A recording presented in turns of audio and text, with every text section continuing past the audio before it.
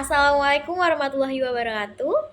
Yang terhormat Bapak Ruli Andiaksa, SPD MPD, selaku dosen pengampu mata kuliah Penelitian Tindakan Layanan.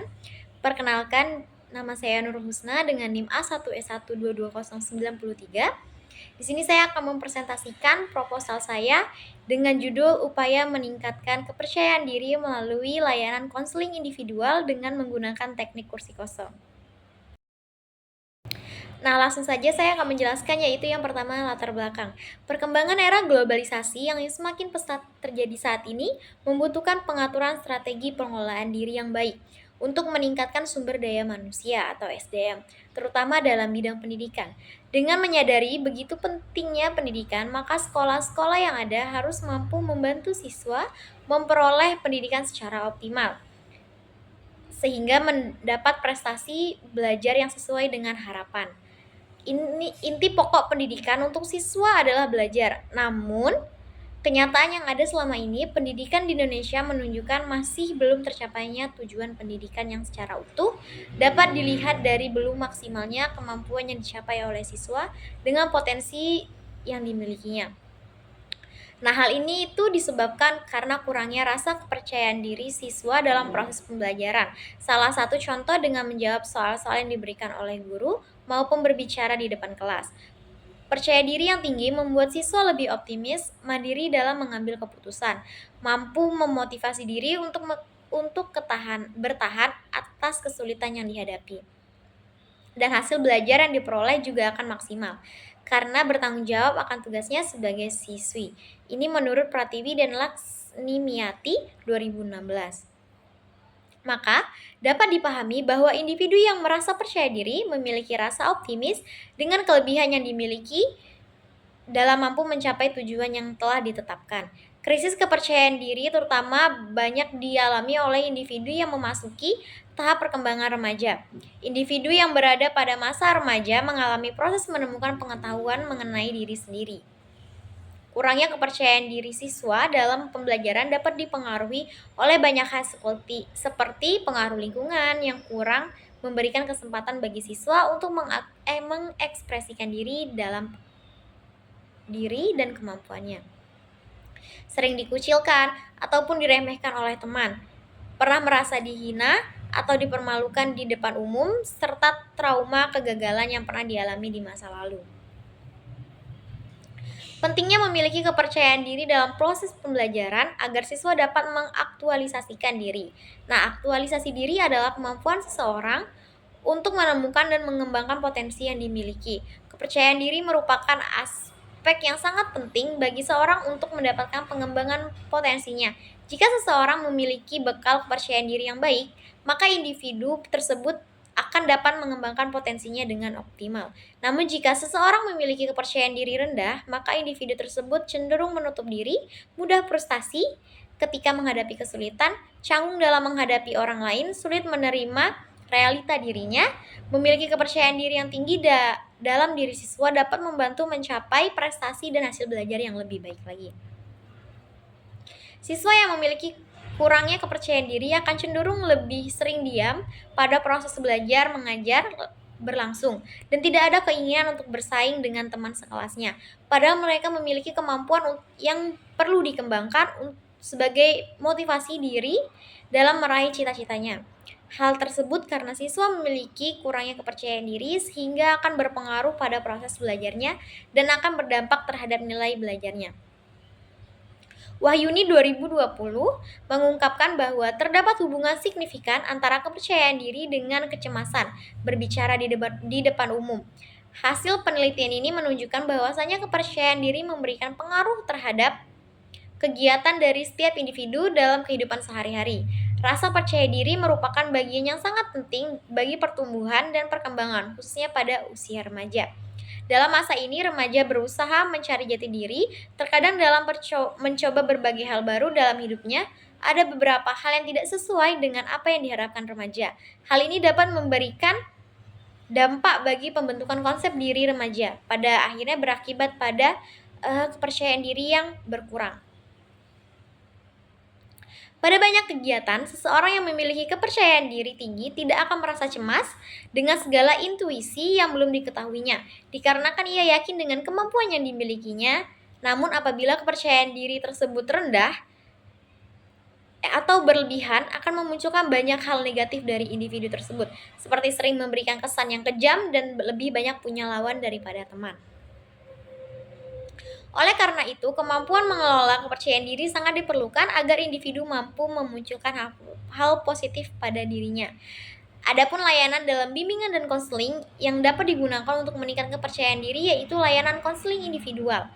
Wills dalam Zulamri 2019 menjelaskan bahwa layanan konseling individual merupakan pertemuan konselor dengan konseli secara individual bertujuan untuk mengembangkan pribadi konseli dan konseli dapat berpartisipasi dalam masalah-masalah yang dihadapinya. Dalam layanan konseling individual terdapat berbagai teknik atau treatment yang dapat digunakan, salah satunya kursi kosong. Treatment atau teknik kursi kosong merupakan teknik permainan peran di mana klien memerankan dirinya sendiri dan peran orang lain. Memandang bahwa manusia memiliki kemampuan untuk menjadi sesuatu dan manusia adalah makhluk yang mempunyai kemampuan untuk mengurus diri sendiri. Atas dasar inilah konseling bertujuan untuk membantu siswa agar mampu mengembangkan dirinya sendiri dan mencapai kematangan dan bertanggung jawab terhadap dirinya.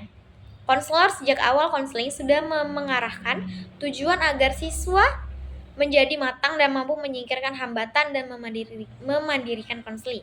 Berdasarkan fenomena tersebut, maka peneliti atau saya tertarik untuk membantu siswa meningkatkan kepercayaan dirinya melalui konseling individual dengan menggunakan teknik kursi kosong. Maka saya mencoba untuk menyusun penelitian tindakan layanan yang dikemas dalam sebuah tugas akhir yang berjudul Upaya Meningkatkan Kepercayaan Diri melalui layanan konseling individual menggunakan teknik kursi kosong. Baik, lanjut saya akan menjelaskan rumusan masalah pada penelitian ini. Sesuai dengan batasan masalah, maka masalah dalam penelitian ini dirumuskan menjadi 1. Bagaimana upaya meningkatkan kepercayaan diri melalui penerapan layanan konseling individual dengan teknik kursi kosong pada siswa. Lalu tujuan dari penelitian ini adalah berdasarkan latar belakang dan fokus masalah dalam penelitian ini, maka tujuan yang ingin dicapai dalam penelitian ini yaitu untuk mendeskripsikan upaya meningkatkan kepercayaan diri melalui penerapan layanan konseling individual dengan menggunakan teknik kursi kosong pada siswa.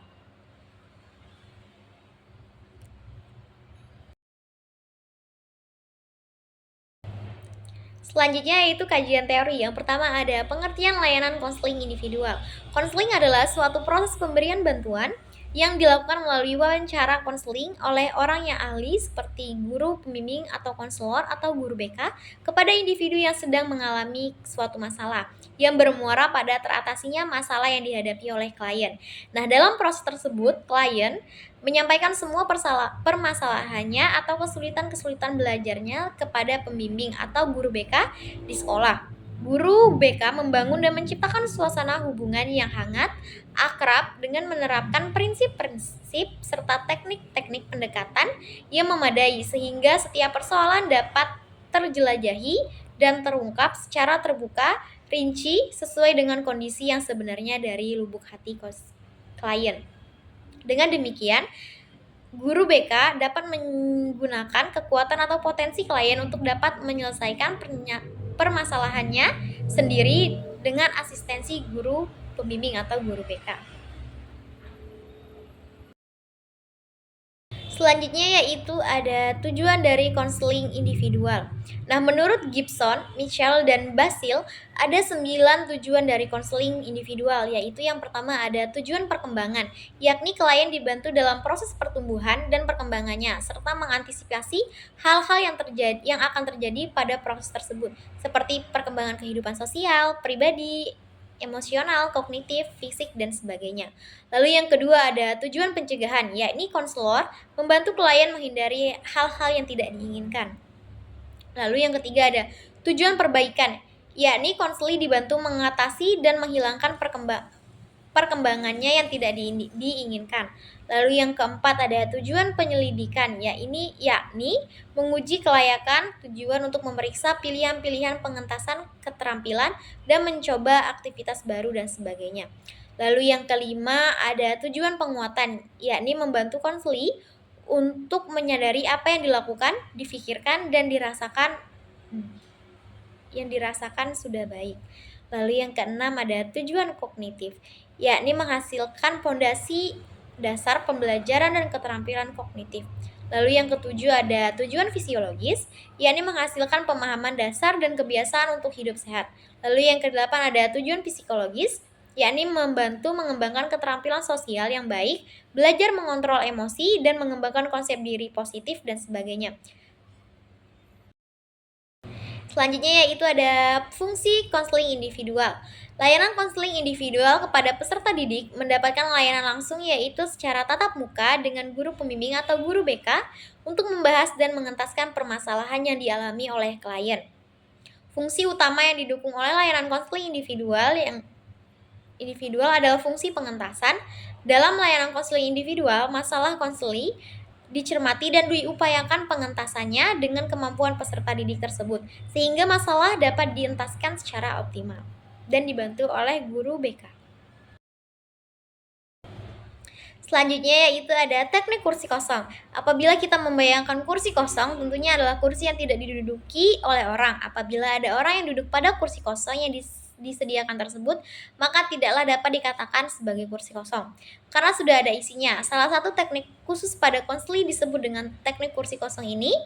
Teknik ini dimaksudkan untuk melatih klien untuk berkomunikasi dengan orang tertentu, dan arah komunikasi ini dilatih dengan memakai alat bantu sebuah kursi kosong. Teknik ini dapat melatih klien berbicara secara wajar kepada orang lain dengan menggunakan kursi kosong, seperti media yang menampilkan orang ketiga sebagai tempat klien berbicara. Teknik kursi kosong adalah suatu interaksi klien pada orang lain. Teknik ini dapat membantu klien agar dapat berhubungan dengan perasaan yang bertentangan dan menerima secara wajar, sehingga akhirnya klien dapat berhubungan secara wajar dengan orang lain. Nah, teknik ini diberikan apabila konselor merasa memang perlu melatih klien dalam berbicara dengan orang lain. Konselor melihat dari latar belakang masalah klien bahwa salah satu sebab masalah klien adalah karena ketidaktepatan atau ketidakwajaran klien berkomunikasi. Teknik-teknik ini dapat digunakan konselor dengan memperhatikan beberapa syarat. Di antara syarat-syarat ini dapat disimpulkan sebagai berikut, yaitu yang pertama ada hubungan antara konselor dan klien telah terjalin dengan akrab, sehingga klien secara sukarela dapat melakukan kegiatan yang dilatihkan baik dalam prosesnya setelah konseling. Lalu yang kedua adalah masalah yang dialami oleh klien adalah menyangkut hubungan dengan orang, khususnya dalam hal keterampilan berkomunikasi. Lalu yang ketiga ada klien mengalami masalah karena tidak mampu menyampaikan pikiran dan perasaannya kepada orang-orang tertentu secara baik. Lalu yang terakhir yaitu yang keempat ada konselor memahami cara melakukan komunikasi yang baik dan benar, apakah itu menyangkut dengan isi ataupun cara serta urutan latihan untuk dapat berbahasa dengan baik. Oke, selanjutnya kita akan memasuki pengertian kepercayaan diri. Percaya diri dalam bahasa Inggris disebut dengan self-confidence, yang artinya percaya pada kemampuan, kekuatan, dan penilaian diri sendiri. Ini menurut Davis dalam Krishna dan Rahmasari 2020. Menyebutkan bahwa rasa percaya diri merupakan keyakinan pada kemampuan-kemampuan yang dimiliki, keyakinan pada suatu maksud atau tujuan dalam kehidupan, dan percaya bahwa dengan akal budi mampu untuk melaksanakan apa yang diinginkan dan direncanakan atau diharapkan. Kepercayaan diri adalah keyakinan diri yang berupa rasa sanggup menghadapi tantangan, di mana di sini juga membutuhkan keterampilan dan prinsip untuk menumbuhkannya.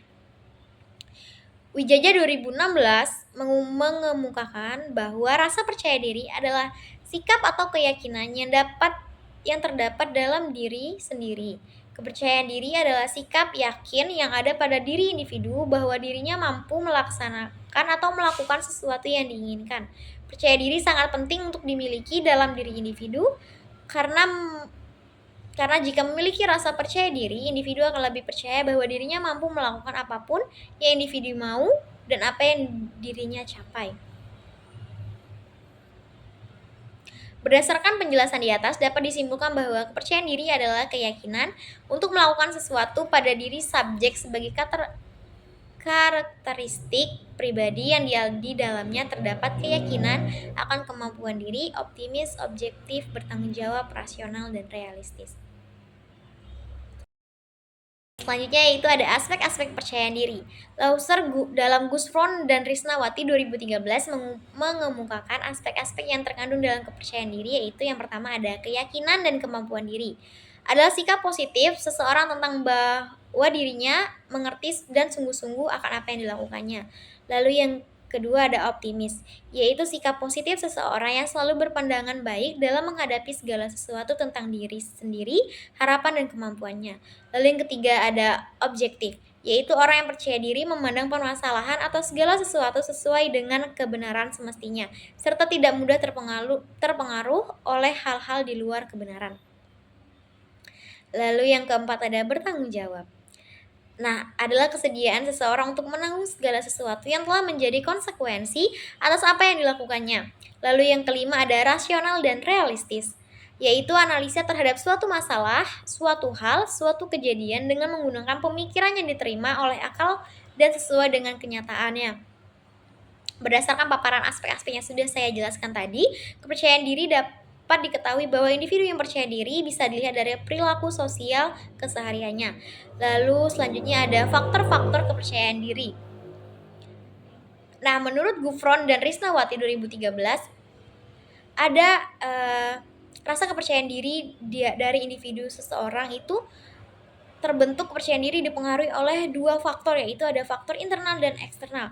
Nah, faktor internal merupakan faktor-faktor yang berasal dari diri sendiri dan dipengaruhi kepercayaan diri individu, yaitu meliputi konsep diri, harga diri, kondisi fisik, dan pengalaman hidup seseorang.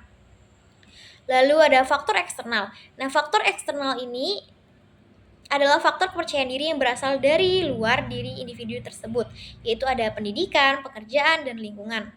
Kurangnya kepercayaan diri siswa dalam pembelajaran dapat dipengaruhi oleh banyak hal, seperti pengaruh lingkungan yang kurang memberikan kesempatan bagi siswa mengekspresikan diri dan kemampuannya, sering dikucilkan ataupun diremehkan oleh teman, pernah merasa dihina atau dipermalukan di depan umum, serta trauma kegagalan yang pernah dialami di masa lalu. Pola asuh orang tua juga yang terlalu membatasi anak, kurangnya memberikan perhatian dan kasih sayang, serta penghargaan atas pencapaian anak. Berdasarkan penjelasannya sudah saya jelaskan tadi, dapat diketahui bahwa terdapat banyak faktor terbentuknya kepercayaan diri manusia yang secara keseluruhan saling berkesinambungan yang berlangsung sejak awal masa perkembangan kehidupan manusia sehingga menjadi bagian dari komunitas di masyarakat.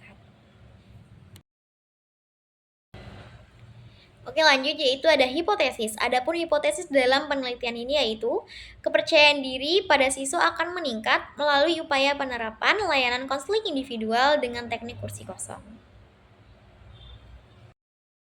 Oke, lanjut kita pada bab 3 yaitu metode penelitian. Nah, yang pertama itu ada setting PTL atau setting penelitian tindakan layanan. Penelitian ini adalah penelitian tindakan layanan atau PTL.